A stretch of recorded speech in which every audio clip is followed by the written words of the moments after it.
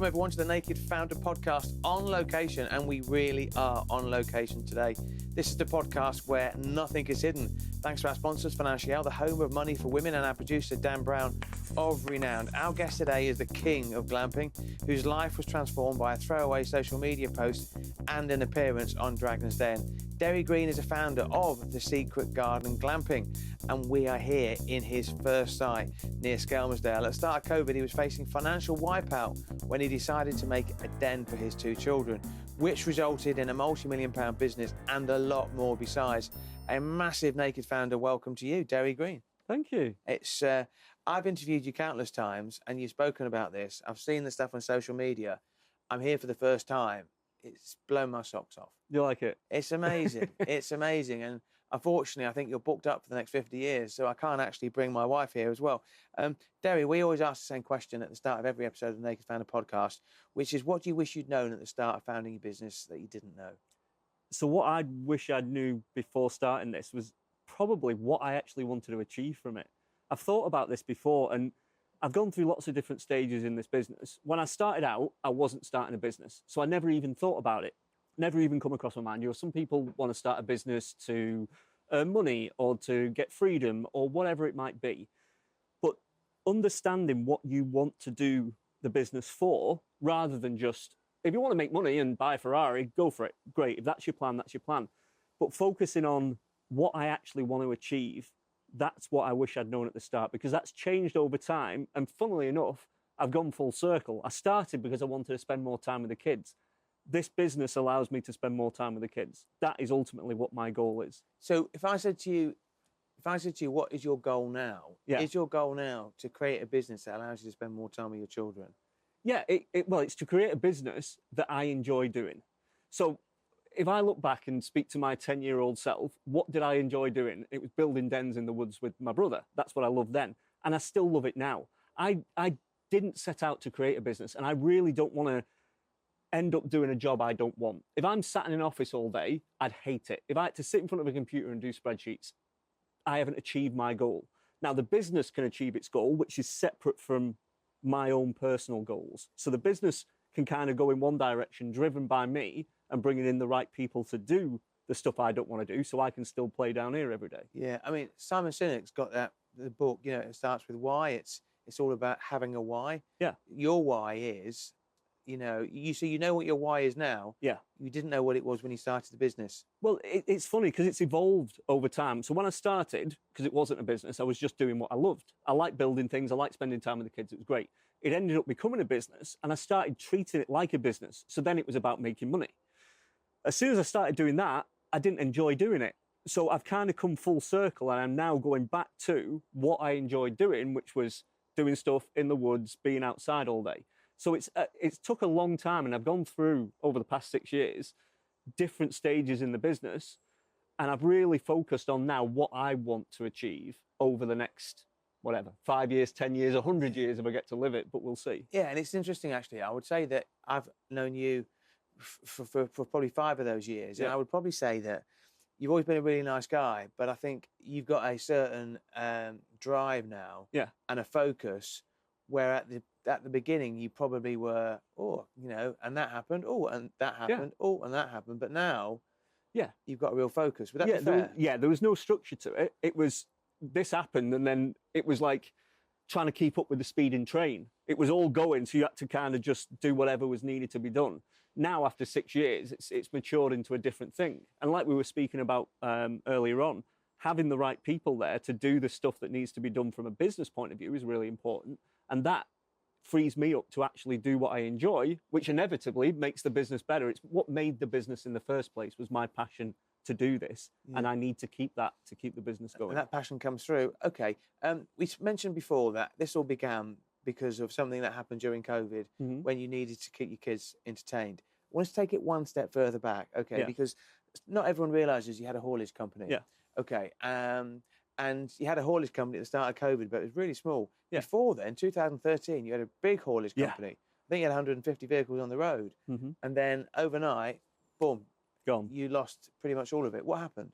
So that was 2013, Christmas Day. I was down in Cornwall, And my partner at the time, her sister came in and said, don't you work for Citilink? And at the time, we were one of the big service providers for Citilink. And I said, yeah, we do. And they said, they've gone bust, it's on the news. And I walked in and it was on Sky News, and that was the first I knew about it. So I had to get back in the car, Christmas Day morning, drive back up here to find out what the hell had gone on. And yeah, Citilink went bust on us, owing us about $500,000 at the time. That annihilated all of the service partners in the industry. There was a big inquest into it in Parliament, how it had all happened. They knew they were going bust in October, and and so on and so on. And it was really, really hard to take, because the business fundamentally was great. Made you angry? Made you angry? Oh yeah, it was horrible, and because it wasn't just me, it was everybody else that was involved as well. We were very, very lucky at the time. When I look back at it now, because at Christmas, what traditional service partners did, every Christmas you doubled up. So because it was so busy, you'd take on an extra 50 vans, you'd just put a personal guarantee down, get another 50 vans, another 50 drivers, you'd run that until Boxing Day, and then you'd scale back for the rest of the year, and you'd make a big bubble at Christmas. That year was the only year for 6 years in a row that we hadn't done it, because we had loads of other stuff going on. We started doing European transport, we'd done a few other bits. So in terms of that part of the story, because I want to talk about the glamping, you were stung in a big way, and that really, that sits there at the back of your mind. Yeah, it's horrible. Okay. So then get to 2020, now your haulage company then is really phased back, it's scaled back in a big way. COVID happens, your vehicles are off the road, okay. Just to paint a picture, you've got 2 young children, you're separated from your partner, you're here in Skelmersdale, okay, you've got 1,500 quid in your skyrocket, you seek mortgage relief, okay, you can't get furlough. That's a pretty desperate situation to be in, isn't it? Yeah. How bad was it? It was literally like you just said. I had the money. I came back on a trip. It was about the 22nd of March. I had 1,500 quid from that trip, and that was the last money I got in until later, well, towards summer. I signed on for Universal Credit, got that approved, but it was literally living day to day. All I had was that. Now, luckily, we had the mortgage payment breaks, and I just stopped everything. But I don't really say about it. And I say I did this to play with the kids and everything else. I'll be honest, it was to distract me as much as it was them. Because if I didn't think about it, if I buried my head in the sand like an ostrich, it didn't matter. It was like the world had stopped. It hadn't, and I knew it hadn't, because every time I stopped doing something, I'd sit and think about it and go, what the hell am I going to do? So it was to as much distract me as it was to entertain the kids. But the benefit you've got some woods at the back of your house. Yeah. So you built a den, right? Okay, it's not your typical den. It was not it's not a den I could make. The first 6 dens, the glamping dens, pods that you made yourself. Yeah. Okay, so you create this den. Okay, you bring it was that warm weather at the start of COVID. Gorgeous. Brought the tables and chairs out, brought a TV out. Okay, what did this den have in it? So at first, it started as a deck chair in a fire pit. And then each day I built a bit more. So I built a deck about the size of what we are here, put the tent on there, then built a bit more of a deck, and then some seats. And then the tent turned into a pod, like a really rudimentary kind of pod like you'd see anywhere else. But again, it got more and more elaborate each day because we just kept adding to it. And by the end of it, it was a pod with a bed and a sofa and a toilet and an outdoor decking area and a hot tub and all sorts of bits. And everybody compared it to Love Island. That's what Dad builds Love Island style glamping pod in his garden. That was the big thing. You mentioned the headlines. What happens? You put a piece on social media, got picked up the Lad Bible, they ran it. Tell us what happened next. So yeah, when Lad Bible did the story on it, it went ballistic. That got like 10 million views. And because my name's quite unusual, people started messaging me on Facebook saying, can we book it for a holiday? And I was like, why the hell do you want to come and stay in my garden in Skem? That's ridiculous. But it was about 2 or 3 weeks later, and I was sat there one night actually thinking, what the hell am I going to do? And I thought about that, and I thought, do you know what? If I list it on Airbnb, if I can get a side hustle going until I go, because I always thought I was going back to work, genuinely thought I was in the haulage industry. I thought I was going to go back to work at some point. And I thought if I can get a little side hustle going in the meantime, that'll work. And I put it on Airbnb, went to bed, woke up the next morning, had 150 bookings. By the second day, it was booked for 2.5 years in advance because Airbnb had took it and put it on their homepage because of the story that was going around. So suddenly you think to yourself, hang on a minute, I've got financial salvation. Okay, so you start doing that. You grow the business. You apply for planning permission. I think you wanted 3. You put a planning application in for 10. You got 6. You built those 6. You then got a really viable business. You make the decision to go on Dragon's Den. Now, if you've not Googled it on Dragon's Den, Google it. Okay, it might still be on iPlayer for all I know. Oh, yeah, as yeah, well. it is, yeah. Now, you were filmed when was the filming? So the filming was May of 2023. Yeah. Yeah, we're in 26 now. Yeah, so May of 23, and then it aired in the January of 24. And you got offers from 4 Yep. dragons. Okay, was Stephen the only one who didn't invest? So Stephen, he actually said, I'm taking my dragon's hat off. Instead, he didn't want to make money. He just wanted me to do really well. So he said I should take Deborah's offer. Yeah. So that's why he said that's the reason why he was doing it. It was to not make money. You got 4 offers. I think what people loved was the story. The story was, desperate dad, does something for his kids, and now he's got a business on the back of it. One of the things that I remember most, and I think most people probably do, is that they said, why don't you increase prices during peak times like school holidays? And you said, I don't want to. Yeah. And then they looked at you like you just landed off the moon. Do you remember that? Yeah, to be honest, that was like a little throwaway 2 minutes when we was filming for like 2.5 hours. And I probably shouldn't have said to him, I want to make less money. That's not a good pitch to an investor. But actually, it came back around and they were fully on board with it. Because it is, I'm a dad. I hate getting ripped off in the school holidays. I know I'm getting ripped off. So I can choose not to do it. There's no reason that I have to do it. So I'm not going to. And that was it. And what I didn't realise is that was the kind of main storyline through the episode of Dragon's Den. And the response was phenomenal. Did you anticipate the response you were going to get from Dragon's Den before you went on? No, not at all. Even the day it aired, I watched it. I knew it was going to be good because I knew the ending. But I didn't know how we got there. Like I say, it was 2.5 hours. They could have took any 8 minutes out of that 2.5 hours to make the story. So I forgot that I even said about what I charge. Yeah. So when it came across as that, the response from the general public was just phenomenal. And I really underestimated. I thought it would just be me on my phone for maybe 1 or 2 days before the next episode's on and it calms down. It was 6 months before it calmed down. And even then, it still never stopped. Yeah. And when you went on the show, was it still just this one site? Yeah.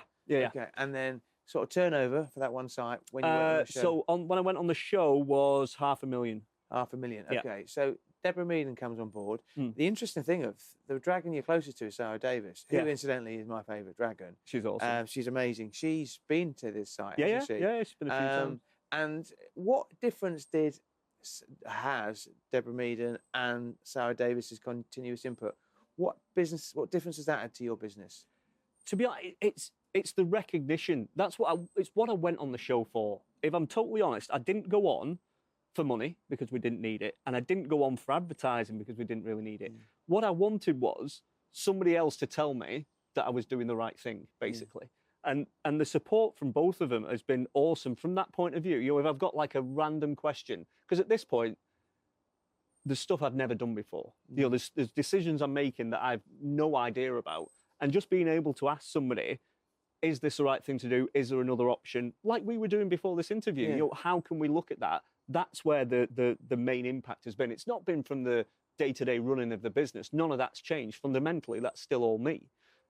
It's been that main kind of having somebody to lean on, to ask the question to, and be pointed in the right direction. So the business today, got 5 sites. Mm-hmm. I'm going to see if I can remember them. Okay, got Scammerdales that we know about.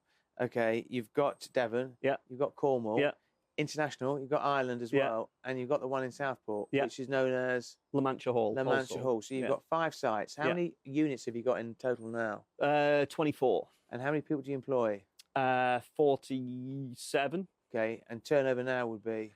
It's just under 2 million. Just under 2 million. And you've got plans in for another 6 sites as well.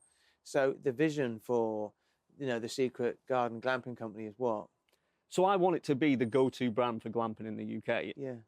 And abroad. Abroad. Okay, so in terms of you picking a number on that, you're putting 10 million, 20 million, 30 million, 40 million or not? So the only one I could compare it to, if you look at the US market, you've got people like Under Canvas, Postcard Cabins, those sorts of ones which are being bought up by the big hotel chains. Yeah. They got, $100, $200 million valuations. Yeah. That's where I want to go to. Okay. I think one of the things about this business, and you've always been really clear on this as well, is you don't think of it as a glamping business. You think of it as a social media business. Mm-hmm. So everywhere, and we've just done a tour now, everywhere you go, there's those Instagram moments, there's the swing, with the name of the business next to it. Just explain what you mean by it being a social media business. So at the very start, I worked out quite quickly, because of Lad Bible, what a difference can be made to a business by being able to seen by your customers. Yeah. And these days, social media has changed over the past 6 years. It's been a real fundamental change.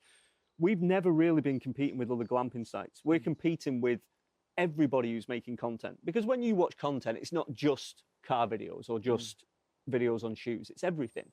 So getting our product to the people is the most important part fundamentally. Because I also am the chairman of GITA, the Glamping Industry Trade Association. I know of 100 other phenomenal glamping sites that are amazing. Nobody's doing bad sites. The problem is nobody knows about them. And that was the key at the start. It was getting everybody to know you compared to somebody else.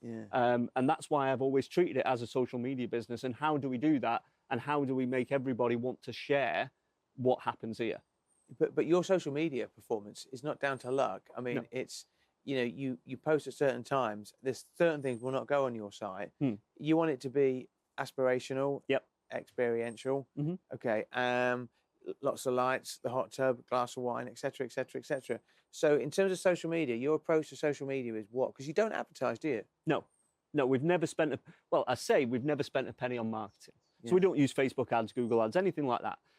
What we do is take our marketing budget and spend it on things like this, where we're sat now. We've done really, really well off user-generated content. It's all well and good me sitting here and saying, we are the best thing since sliced bread. These days with AI, I could make anything look like anything. So it's not believable to the general public. But if Debbie, your friend from next door, has put a video on Facebook of her having a great time at a zoo, you will take that as she's having a great time, that zoo must be good. So that's what we fundamentally always try to do from a business, is user-generated content. And from my side, it's been about storytelling, about what we do and why we do it. Because people do buy into brands if they align with their, political, aspirational, whatever goal they've got. So actually explaining to people why we're not the Hilton Hotel is really, really important to us, and people knowing that it's me. I think that's such an important word, storytelling, because it's about bringing products and bringing businesses to life. Yeah. And if people get on board that storytelling, then you don't have to advertise. I never thought I'd say this before, Derry, but we're going to have a walk around the site to see it, some of the things that we've spoken about. And if it's okay with you, we're going to continue this interview in the bedroom. Let's go for it. Okay. Cheers, mate. Where are we walking now? Where are you taking me to? So this is the main path through the woodlands. So it's basically in a big long straight line. You can see all the way behind us, that's where the units start down there, and we head further up the site. We've got our Tiki bar, which is new for this year. That's on the left-hand side. Yeah, that's awesome. That at night we have the fire pit going, everybody sits around, has the drinks, we do loads of different cocktails. But the main thing that everybody really wants to come and see here is the Treehouse. So the Treehouse was supposed to be the last unit I was ever going to build, ever. It ended up being in the middle of this site now, and then we've got more sites from there. Right, okay, so in terms of where we are, we've got 13 units here, haven't we? Yeah. Okay, and then we're going to go to the Treehouse now. In terms of the costs as well, the costs are quite interesting because, it's not prohibitive, is it? I think the costs vary from about $250 to $350, and obviously the treetops will be at the top end. Yeah, so we try and make it, the only difference in price in any of the units is how many it sleeps. So the treetop sleeps 6 people, so it basically works out as 55 quid each. That's what, whenever we look at the amount of guests that come, because we always found it difficult, especially with like the treetops. The reason I built this, it was the first one that slept 6 people. The issue with me and Chelsea, so we are now a blended family, there's 5 of us. If we want to go and stay in any hotel in the UK, it's either really difficult because they all are 2+2, or it's really expensive because we have to buy the suite or the whatever to have 5 of us in it. It's really difficult for blended families, anybody above 2 and 2 kids, to find accommodation. So that's why almost every unit is exactly the same. It works out as 55 quid each. One of the things about this place as well is that I don't feel that every unit's on top of each other. No. There's a lot of green space as well. You could build a lot more units down here as well. But I haven't seen anyone. I mean, I don't think there's anyone here. I think it's just me and you. Yeah, no, it is. There's 47 guests on site and you haven't seen a single one yet. We have got loads of space here. But like you just said, if we had the same amount again and we had 120 guests on site, it'd feel like that. And it'd feel like you're at a campsite or a Centre Parks or a whatever, where this genuinely feels like you've got your own little bit of the woodland and it's just you here. Off to the bedroom. Let's go. So, Derry, we've just had a look around the site, and you dragged me back into the bedroom. No, actually, I've just had a look at the site, and very few things surprise me these days. Yeah. And I looked at that site, and we're hearing this particular unit's called the Retreat. Okay, I'm going to describe it as a tent. It's probably a technical name for what we're in. It's like a posh tent. I've never been to Glastonbury, but this is what I imagine. Like, yeah, exactly. Yeah. Okay, you've got, and just for the benefit of our audience and for the benefit of our listeners as well, you've got a hot tub outside, you've got seating, you've got a fantastic bed, you've got a settee, you've got a deep bath just out of shot, you've got the TV. What's the idea that we're trying to create here? So this is the ultimate. I think this is the ultimate level of glamping, which is glamorous camping. It's just a really fancy tent. Now, we want to try and make the spaces indoors as comfortable as possible, but realistically, there's not much more you can do. As long as you've got a nice bed, sofa, your TV, that's it. You don't really need too much in here. Everything is focused on the outdoor areas. What are you going to do? So we've got a mini golf course, the hot tub, seating areas, outdoor TVs. It's all about spending time outdoors, reconnecting with nature. That's where people are going to create memories and ultimately, for me, share content. Yeah. They're not sharing content on the bed. No, they're sharing content in the hot tub. Let's hope they're not sharing content in the bed, yeah. So it always baffled me when I came to glamping is why everybody focused on what is a really fancy tent. Because it's pointless. Nobody's getting content of that particularly. It's just where you sleep. Exactly. It's outside. You know, if you're in a travel lodge, you're never going to take that's where hotels in general do really badly. You're not taking a selfie sat in the travel lodge watching Netflix. It's a boring post for anybody. Yeah. But if you sat outside roasting some marshmallows with the kids, that is a really good post. Yeah. Yeah. It's fascinating. It's like a continuous circle, isn't it? Okay, and continue to generate content. Now, I'm not going to give any trade secrets away, but I went into the bar area. So you create a bar area. Yeah. Okay, it's open between 5 and 10 every night. And the thing about that is I saw all this, like, I don't know, I'd describe it as Art Deco, but all the props, bric-a-brac. Bric-a-brac, yeah. And you said to me, me and my son went to boot markets, boot fairs. Yeah. We bought all this for £2 each. Yeah. It's that some people think you've got to spend an absolute fortune on a makeover. No. Would you describe yourself as fairly tight? I am in some things. So like the Tiki bar, like you said, the goal was we don't spend more than £3 on anything. And it was like a little game for my son. And he'd go to it and go, oh, Dad, look at this. And that was ace. It was brilliant. But then other stuff we will spend money on, which is weird now because at the start, I could afford nothing, literally nothing, where now we can. So it still plays with me. If we're making big purchases, like the saunas, the hot tubs, some of the stuff, it's still hard, but it just gives us a new level to play at, I guess. I've seen companies fail, and then I've seen the same companies that have failed have got the plushest auditorium, atrium, entrance, reception, high ceilings, marble floors, and I think, wow, I can see where you spent the money that's eventually seen you out of business. Okay, so you've got to cut your cloth, don't you? And you can see you've not no expense spared on a lot of the stuff, but actually you can make stuff look really expensive, and it doesn't need to be as well. Yeah. Now, we are going to talk about quite an interesting episode that happened with a young lady. Let's call her Chelsea. Okay, so Chelsea came here, and she couldn't get through the security system. Didn't have the code. Okay, so she phoned you up. You came back because you live on site, don't you? You actually live on site. You came back, and then you let Chelsea in. Okay, and then the unexpected happened. Fill in the gaps. So she was one of the first guests to come and stay, and I'd gone out for the day, and I didn't know how to run the business then, so I locked her out the gates for an hour and a half, and she was furious. Yeah. So I took her a bottle of champagne to apologise. That's how we met.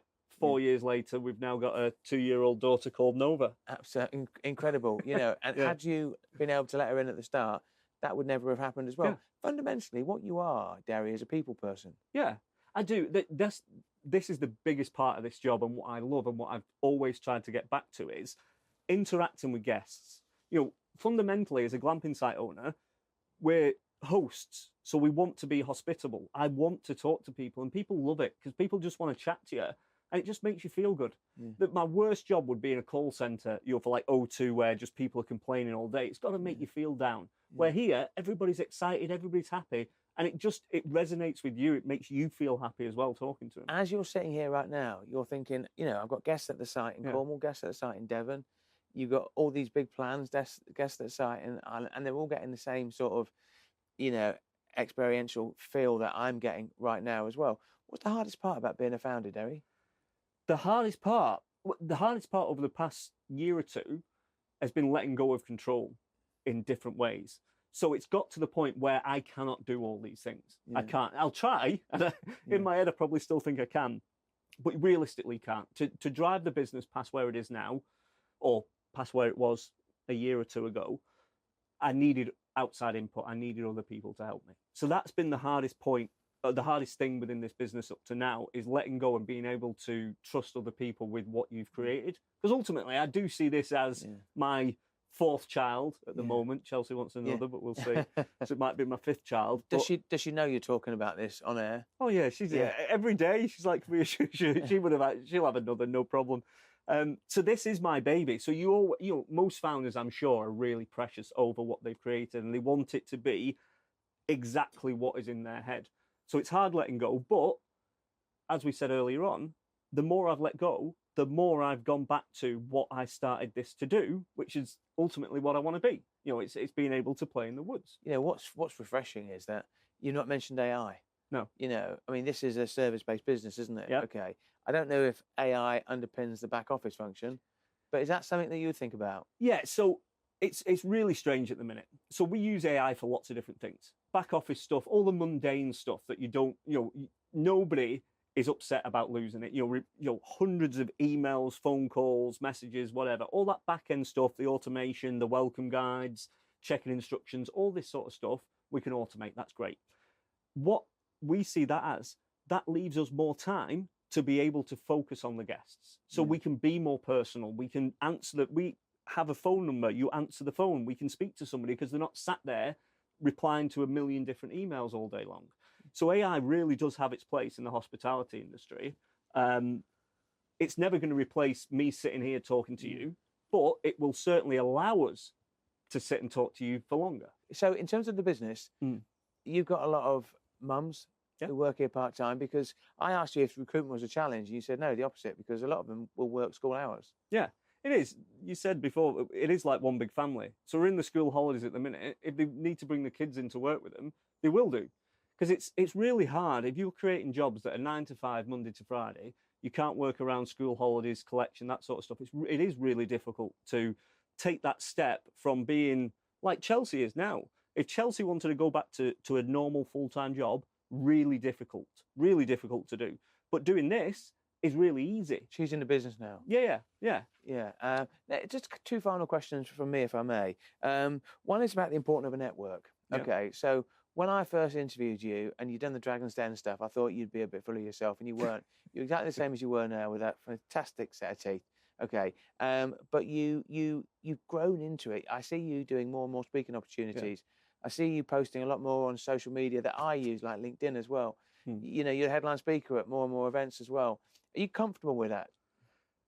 Between me and you and everybody else who's listening now, absolutely not. It's the thing that scares me the most. It always has. It's one of the reasons why I did Dragon's Den, because I hate public speaking. I hate talking in front of crowds. I just don't feel comfortable doing it. But I like putting myself outside of my comfort zone. Yeah. I like testing myself. And doing more and more of it now, it does get easier and it gets more comfortable. But I find I get to speak to so many more people that are really, really interesting. So that it's like a win-win. I get to push myself out my boundaries a bit, so I feel a bit better in doing something. And on the back end, I get to meet awesome people like you. Okay, you say the nicest things, actually. Yeah. The final question we always ask at the end of every episode of the Naked Founder podcast is, there's a tradition in the US where the outgoing US president will write a letter to his or her successor.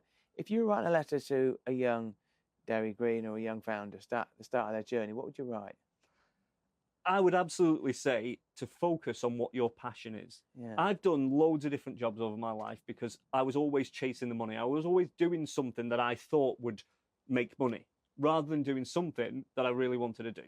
And my dad did it. My dad started a business when he was 25, made a huge business and did it for 40, 50 years and loved every single day at work. That's when you're sat on your deathbed, what's going to be more important? Yeah. Whether you made more money or you enjoyed it. You enjoyed it. That's going to be way more there. So that is absolutely the thing, is do something you're passionate about and it makes it a million times easier. And the amazing thing is, this started because you wanted to spend time with your kids, and you've gone full circle because you're spending time with your kids. Yeah. I must ask one question, okay? Which is my favourite. No, absolutely not. I've been there before as well. No, the question I was going to ask you is that I saw a post that you put on social media, and I thought, is this a cheeky little Derry joke here? And you talked about a Netflix series, and then I didn't see anything, to follow that one up. Is the Secret Glamping Company going to be the subject of a Netflix series, or are you just teasing me? We've talked to a few different people about a few different things. It's probably the easiest way I can say it. Okay.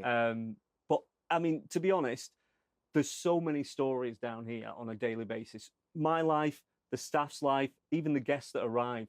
It's a whole documentary in itself just here, let alone the whole business in general. Yeah. So we've certainly had interest in different things, and that's what we're looking at the minute. But you'd never ever, because you've said to me that you might look potentially at acquiring sites. Yeah. But if you acquire sites that don't have like the Secret Glamping's DNA in them, you'll lose what you've got here. If you put another 20 pods on this site, you'll make a lot more money. Yeah. But I can walk through the site as we did and not see anyone. Yeah. So it's a balancing act, and you're not going to do it because you're driven by money. You'll never destroy the DNA of the site. Exactly. There's 47 people here on site today, and we haven't seen a single one of them. Yeah. And that's what it is. That's what this is really good at. Yeah. And glamping and the size of the locations that we look at, we don't want to be a Centre Parks. Yeah. In fact, we've got a bigger social media audience than Centre Parks has, just to brag. But we don't want to be them. We are us, and we're always going to do what we do, just in a bigger environment as we go forward. Listen, Derry, as always, whenever I spend time with you, you always bring a smile to my face. So massive thank you to you. That's the end of this episode of the Naked Founder podcast on location. Thank you to our sponsors, Financial, and also to Dan Brown, our producer. If you've enjoyed the show, please tell your friends and family. Give us a 5-star rating as well. Just remember, Derry, what takes place in the bedroom stays in the bedroom.